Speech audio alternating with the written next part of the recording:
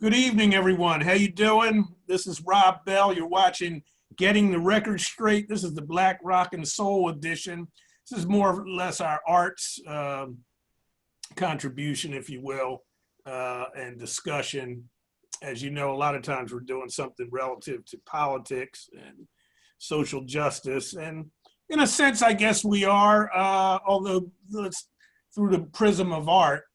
And as I often say, when you're watching Getting the Record Straight, please subscribe, share, like it.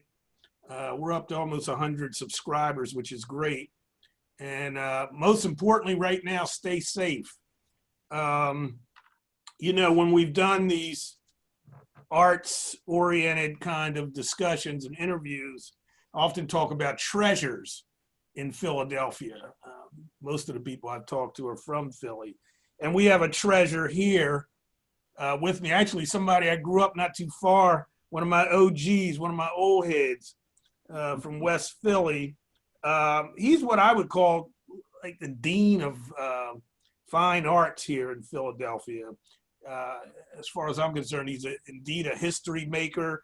And most of us, certainly Black folks who know anything about art and fine art and painting, know it because of October Gallery and know it because of Mercer Redcross, who was the founder of October Gallery and also its vice president of marketing. So, and that's who you see on the screen opposite me. So welcome, Mercer Redcross. Thank you for joining me this evening. Thank you, and your introduction is very generous. We started in 1985 in West Philadelphia. Mm-hmm. And this is our 35th year. And we are gracious and thankful that folks in Philadelphia and around the nation, for that matter, have supported us. So I appreciate the introduction, although I can't take all the credit for it. There's a lot of people that have contributed to the success of African-American art in Philadelphia and nationwide. Yeah. And I want you to expound on that and get into it in a second. My girlfriend and I were there Saturday over on Green Street, where October Gallery is currently situated. And it's a fantastic location. There was so much mind-blowing art there. And in fact, you got to remind me, in about a week, I'm going to Chicago next week to see my grandchildren. After that, I got to get that Miles Davis piece that I saw. But at any rate, we were over there, and you were telling me a little bit about, well, first of all, you're an alpha, and I won't hold that against you, Alpha Phi Alpha. And but you were telling me you went to Fisk and then to Cheney. So start there and tell us how October Gallery got started. Yes. I did 3 years at Fisk University in Nashville, Tennessee, 1965 to 1968. My goodness. And I was out a year and went back to Cheney. And in 18 months, I graduated and got a bachelor's and BS in economics. And then I guess around 15 years later, I earned my MBA from Eastern University. But, my wife and I were always collectors. We collected old cars, not model cars, model trains, pottery, all sorts of things, furniture, antique furniture. And one day we started collecting and buying art. And we bought traditional art, meaning from the mainstream.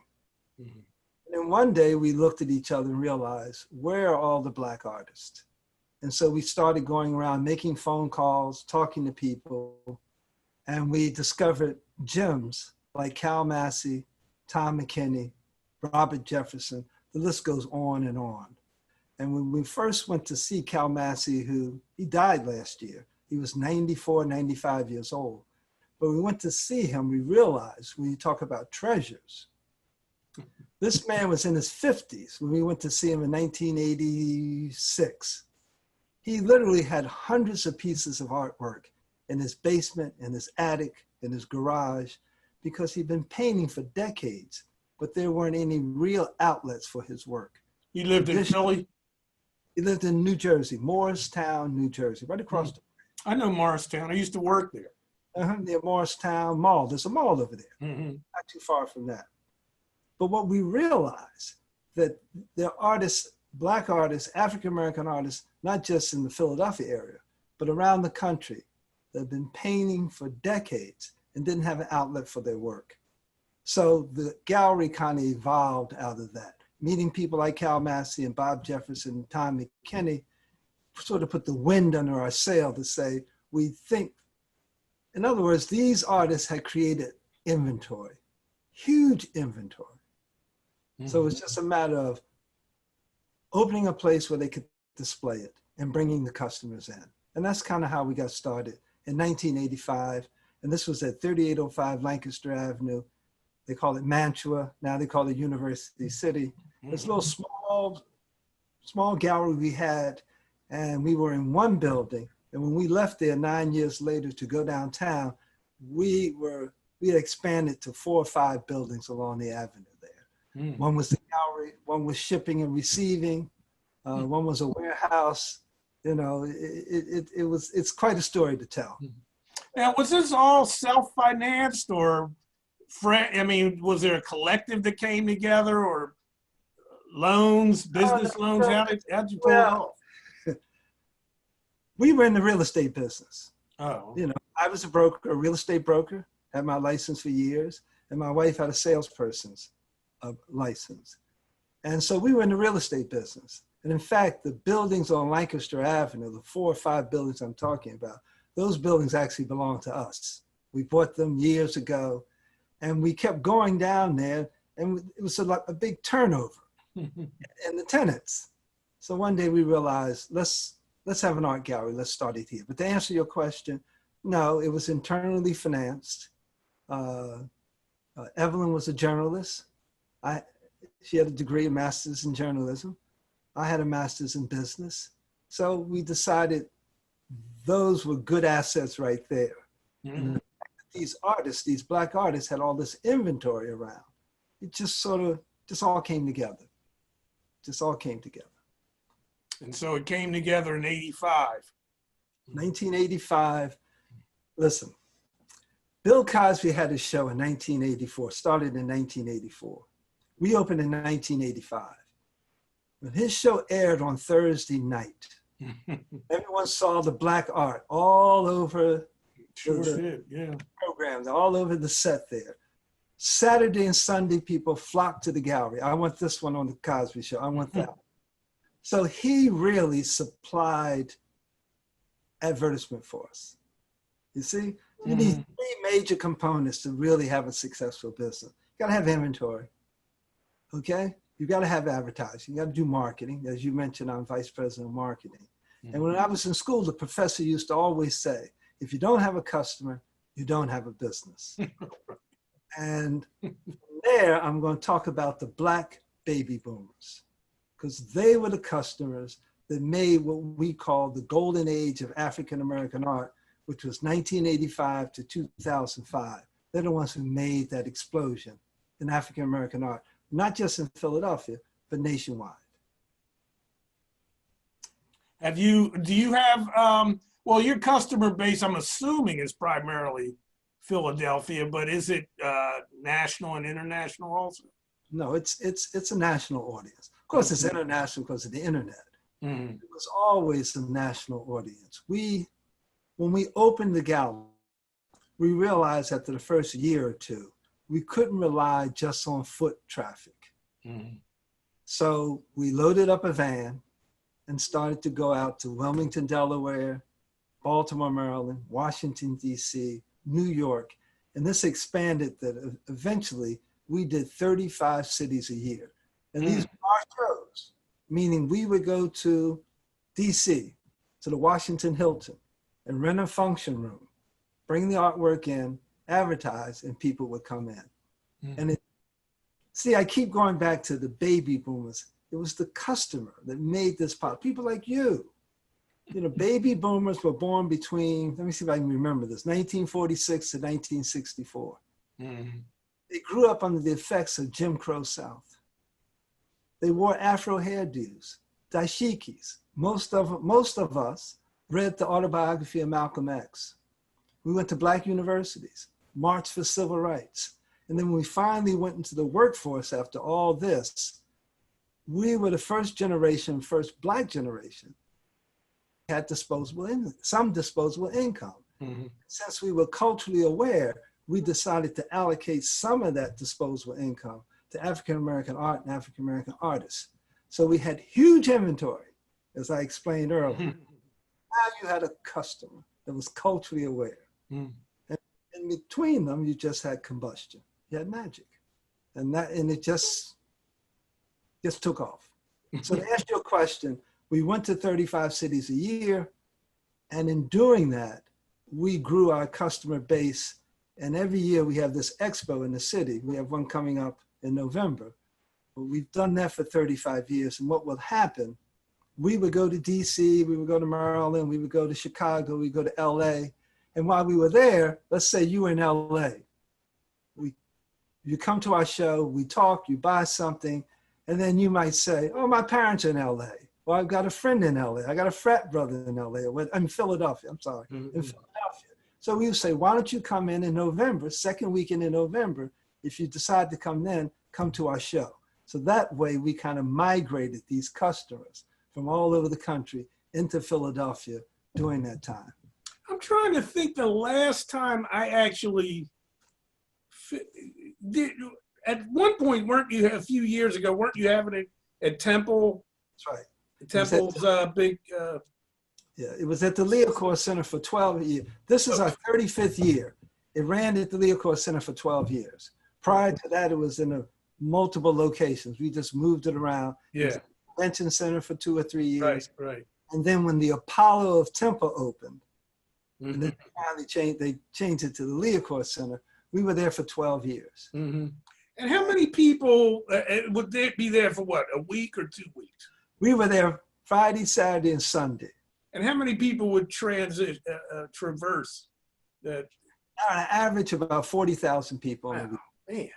And in amazing, man. Trying to get the year straight. I think in 2004, Isaac Hayes was our featured guest. Every year we have a featured guest, and he was our featured guest. And that was the only year we actually brought in a company that was called Trend Track.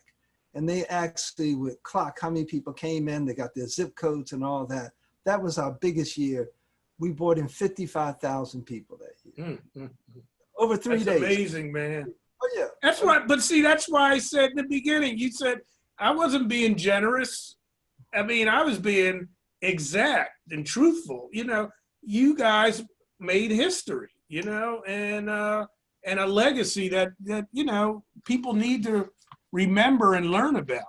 And, but along that vein, you know, education, talk about the history of Black artists, particularly in Philadelphia, because even if we go to the art museum, that was designed by a brother, if I'm not mistaken. So, you know, give us a summary, an overview of that. Well, I mean, listen, Philadelphia has a rich history of the arts. Phil Danko, Campbell and Huff, Marian Anderson, Paul Robeson. I mean, you just go on and on and on. As you mentioned, yes, an African-American was instrumental in designing the art museum. So it just goes on and on and on. Cheney University, which is one of the oldest Black college in America. It's in our area, Lincoln University. So you can go on and on. So there's a rich culture here of Blacks in the art, excelling in the arts. We tended not to go so much mainstream. You know, we went to what we call the target-rich environment, which we call the person, the bus driver, the teacher, the sanitation worker, because that was a target-rich environment. There were a lot of people. If you want to go out and get a lot of people to come to an art show, you can do it if you go at that level. And that's the level that we sought and we went after. Now, in terms of Blacks in Philadelphia, you've got Boys to Men. I mean, you just go on. And I think we pulled from that. we pulled from that rich history. Joan Myers Brown, we were at 30th and Lancaster. Jones Myers Brown was right around the corner. She was around 40th, 42nd, right off of Market Street there. I think it's Preston Street. And she used to come to our place. We used to go to her place. Kenny Campbell, Leon Huff. Mm-hmm. My daughter went to Philadelphia. But in terms of actually, painters, fine artists, people from Philly that you marketed and represented and promoted, give us some background on some of them. Okay. Tom McKinney, who's from Philadelphia. The first show that we had in 1985 was with Tom McKinney. When we decided that we wanted to open a gallery, we got together with Tom McKinney, and Tom McKinney is still painting today. Tom's probably around 82, 83 years of age. We used to call Tom the spook who sat by the door, and we meant that very affectionately. But Tom would literally go to the radio stations like WDS, WHAT, wherever he could go, and he would go in and say, let me go on the radio and talk about Black art. Now, this is in the early 80s. People didn't understand when you said Black art, what is it? What are the dynamics of it? But he was so persuasive and so determined that they would tell him, sit out in the lobby, and if I get some time, I'll have you come in. And that's why we came up with that expression. And Tom would actually sit there and just wait. And eventually they would call him in, and he would start talking about Black art, African-American art, what he was doing, what others were doing. Cal Massey, I mentioned Cal Massey. Cal Massey we called him the godfather of African-American art, because at this show that I talked about, that we brought tens of thousands of people come in, there were 225 exhibitors. That means there were 225 artists. And these artists, especially the young ones, would gather around Cal Massey's space, because Cal Massey would sit there and tell them, look at their work, critique it, tell them how to market it, how to set up their spaces. And Cal had this group around him every year because he was very, very giving in what he did. Henry O. Tanner, it's Philadelphia. He was born in Pittsburgh, but came through Philadelphia. And obviously the Tanner family is really very big here, has deep roots here. And of course, he is one of the icons that we think about when we talk about the contemporary artists, such as Sam Bird, Tom McKinney, Cal Massey, Robert Jefferson, Dane Tillman. All these folks are local Philadelphia artists, and they piggyback, if you will, or influenced by people like Henry Tanner. So that rich history is there, and it just continues through the visual arts. Of course, the African American Museum downtown, it was built in 1976. I believe it was the first African American museum that a city put the money up to build it. And that was big in 1976. Mm-hmm. Sure. And the first show was with Ellen Powell Tipperino. And that's another, big name in Philly arts. Not only was she an artist, her husband was an artist, and all of her kids are artists. Mm-hmm. Okay, so, and they had and they're in Powelton Village too, right? That's right, that's mm-hmm. right. And they had, what they did there was miraculous.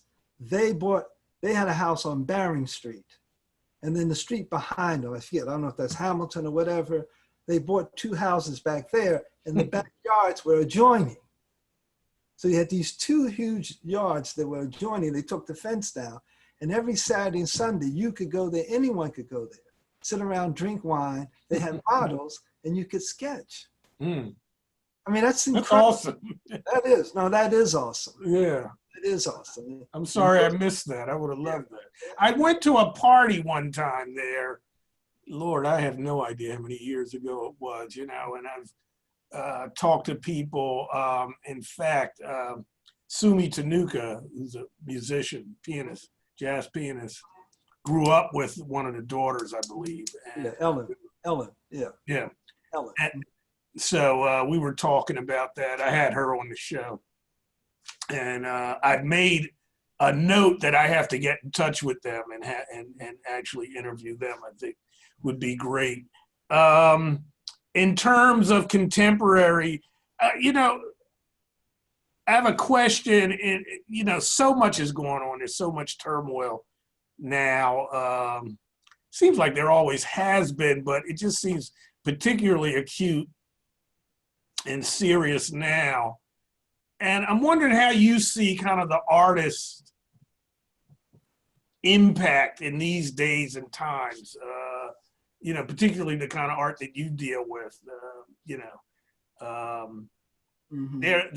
the significance of that in times like these where you have, particularly in Philadelphia, so much poverty, we've always had these issues of crime, but it seems like, again, they're more pronounced now. A government that just is so detached, it's, so I'll let you expound on that. Well, I mean, artists have always rendered. That's nice. I put that up because I think this is right in line with your question. Yeah. This piece is done by Ted Ellis. He's from Texas. And when these artists see what's happening, good, bad, or ugly, they go to their easel, they go to their canvas, and they render what they see. Just like a person who writes a book, writes an article. Artists are doing the same thing, except they're doing it with a palette, paint, and brush.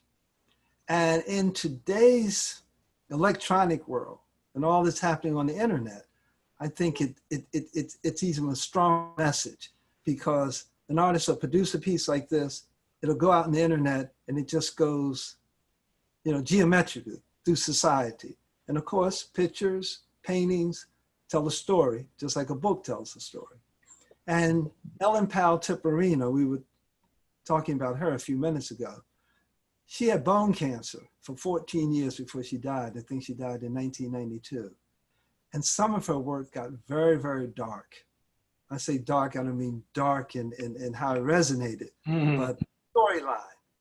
And she would say, life is beautiful and life is dark. And she painted it both ways. And I remember she said that to me around 1987, 1988, and that had a profound effect on me. And I think the same thing's true of what's happening in society. We may do a painting of Thurgood Marshall, and what he meant to society, and that he's a hero, but they also will paint the homeless. I Can't Breathe, Black Lives Matter. They are reflecting on what's happening on society, and also society is looking at the work and being drawn in and working through their particular issues or their particular discussions that they have in their minds. In this particular piece behind me, I forget on the bottom there, it says, I am. I am a man. That was a slogan that many artists put in their artwork around the time Martin Luther King was assassinated, because he was down in Memphis marching with the sanitation workers, and their sign said, I am a man. So when an artist paints something and puts that in there, even if it's realism or surreal, we tend to understand the message that they're trying to give us. So, you just see it everywhere. You see it in murals. Look what's happening with the mural arts program. I don't know if you're aware, but downtown in Love Park, they have all sorts of stations set up that they want people to come and get information on how to vote, not how to vote, to vote, trying to get the vote out. But there are 3 or 4 walls, temporary walls have been built down there. In the mural arts program, they have artists down there rendering. And the theme is vote, how important your vote is. Every vote counts. So you see what art is doing. So now if I show up down there to get information about voting, not only are they telling me, I'm hearing the audibles, but I'm also seeing it in this artwork. It's not just a billboard with text on it. They're doing it through imagery. And it's very, very powerful. I've done a lot of work with youth programs. I used to run several pretty large programs in the city, and particularly with the Philadelphia Housing Authority. When I was there, one of the things I tried to infuse into the programs with young people was art and music and dance, as well as athletics. But it seems like there's a real void of that in many, certainly in the public schools, not nowhere near what I think it should be. And are you at all tied in with, kind of education industry, if you will, here in Philly and trying to? Yeah, when we started the gallery, our theme, one of our themes to our salespeople was to transform first and then transact. Transform, then transact. We want to educate people first, especially when we first opened, because people would come in, they had the wherewithal to spend on art, but they would come in and they just didn't understand it. So a lot of times the salespeople, myself included, would have to say, Robert, come in, and we would go through what we thought art was, what a print, what a poster, what original is. We went through all that, realizing that you would probably leave overwhelmed that day, but you would finally come back and you had an understanding of where you wanted to go and what you wanted to do. And I'm saying all that to say that from there, we got involved with the public school system. Floyd Austin. Oh, right. I remember Floyd. Yeah, sure. Yeah, he was a good friend of ours. And we would go down to, we adopted a number of schools in the Philadelphia public school system. Overbrook was one, because Overbrook had a fantastic art program up there. I mean, just. And they're still doing pretty good work. That's right. I'm sorry. Years ago. Yeah. Say that they, but they had a fantastic art program. So we adopted maybe a half a dozen schools. And what we did, we committed to bringing artwork in, putting them in some of the offices, giving supplies, and providing artists. When a teacher called up, an art teacher called up, and they wanted a professional artist to come in, we were the people who kind of made that happen. Also did is that all around Philadelphia, anyone who had an office or a restaurant, we can start with Zanzibar Blue. We put the artwork in that place. I remember Robert Bynum, we were at 38th and Lancaster. He knocked on the door, he came in, I didn't know him, he didn't know me. I mean, we knew of each other. We opened the restaurant yet, and we outfitted, I think it was 11th Street, on 11th and Pine. That was the first Zanzibar Blue. Right. We went around. And I'm mentioning that because that was part of our educational program. So people would see the art, interact with it. We used to say, art confronts you and you confront it. So we wanted young people to do it, older people to do it. And so between what we did with the schools and what we were doing in various restaurants, offices, lawyers' offices, doctors' offices, SEPTA, whatever, that educational process was a transformation we were making. So that when the expo came along the second weekend in November, that had happened. And now people came in and another thing we did at the Leacourt Center, because we had the space. We don't have the space for we have the expo now, but it's not in that size of venue. But every Friday morning, beginning of the expo, we would bus in school students from the public school system. And they were literally hundreds of them. And when we started, we went to Floyd and went to some of the principals. And they said, well, they didn't have money in the budget for the buses. And they didn't know exactly they had an idea what we were doing, but they didn't understand the program. So we said we would pay for the buses. And we did. And the students would get there at 10 a.m. and stay till about noon. After the second year of doing that, Floyd calls me and tells me the school district's going to pay for the buses. Because they found value in that. And listen, I have to say, look, we had a crew of people. There might have been 40 people that were working in and out of October Gallery over the years, over the decades. I was just one person out of all these people. And Philadelphia really, the people of Philadelphia really made that show possible. Would fly in from all over the country, that they were doing their expos. They would come to us and say, tell us how to do it. So we would go through the usual, MBA talk. But at the end of the day, go out and support the communities, and the communities will support you. Mm-hmm. It's just too simplistic for it. Not that something was wrong with them. Maybe the way we communicated wasn't right.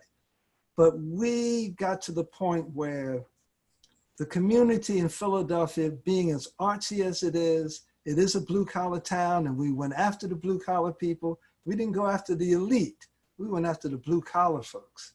And what would happen is that when the shows would come around in November, around August, September, these people would come into the gallery and say, now listen, I'm putting my money aside for the expo. They got dressed up. They came to it. You would come and meet some of your Q brothers. I would meet some of my Alpha. Well, Joe Palin used to always have There you go. That's right. See? have a booth there. Big area. I think to tie into you, to answer your question, it was about the transformation that happened. Mm-hmm. And the transactions just happened on the floor. When I talk about the baby boomers, there were Black artists willing to create.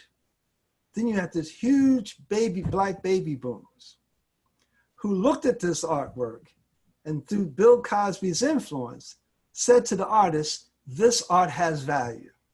And then you had baby boomers that had the disposable income and they were culturally aware. You just had to put those two together on the middle of the Redcross floor and you had combustion. You had magic. And what happened was you actually had the exchange of value. The artists realized Black art is worth something, it's important, and there's a group of people who love it and will spend their money on it. The boomers came in with the disposable income, culturally aware, and when the two got together, all we had to do is get out the way. There you have it. How do people find out what's going on with October Gallery now? Can you give that information? Well, you know, we are at 6353 Green Street, 19144. Of course, with the pandemic going on, you know, we have to practice with the mask and social distancing. Octobergallery.com is our website. It's a big site. It's been up for decades. So we encourage people to go to really nice too. Yeah. And if you go there, in tune with what I'm saying, you'll see all sorts of videos and audios. They explain what's a print, what's an original, what's an etching, what a serigraph is, because we're still in the same mode, educating. And not only that, you got a younger audience coming along. And we want to bring them up to speed on that. But they can go to octobergallery.com. And also our sister site is phillyartexpo.com. Octobergallery.com tends to be more originals, serigraphs, lithographs, although they're prints and posts. And phillyartexpo.com, you can buy mugs, face masks, t-shirts with the same images on that you would see at October Gallery. That's fantastic. Mercer, thank you so much, man. I really appreciate it, you know, and listen, thank you for what you're doing here. This is important. This is always the way it works. You know, David Driscoll he died recently, but he was a big icon in African-American art. He was in Maryland. And he said that the boom in African-American art, and of course he's talking about the 90s, 1990s through 2000. He said the boom in African-American art didn't come about at the marketplaces of Christie's or Sotheby's. It happened from average, ordinary Black folks. And this sort of arena here, to me, is what really makes the ground swell. This really this is where it's at. And then from here, you can migrate up, lateral or whatever, but it really starts here. And that's why we're very happy and grateful that you asked me to be on your show today. Oh, it's my honor and pleasure, man. Thanks so much. I'm gonna be in touch very soon. I want to get that Miles piece off you. Okay. Take care, brother. Okay, you too. All right, take it easy.